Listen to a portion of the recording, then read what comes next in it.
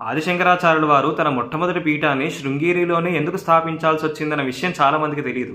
వారు పర్యటిస్తూ ఉన్నప్పుడు శృంగగిరి ప్రదేశానికి వచ్చి ఒక సన్నివేశాన్ని చూశారు.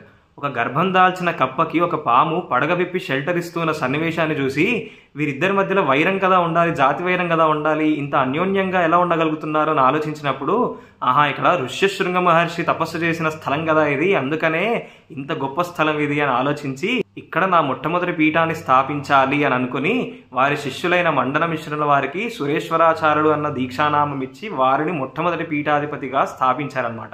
స్థాపించి చెప్తారు, ఈ శృంగేరిలో ఉన్న ప్రతి పీఠాధిపతి నా యొక్క అంశయే, విశేషంగా ప్రతి 12వ పీఠాధిపతిగా నేనే స్వయంగా అవతరిస్తూ ఉంటాను అని.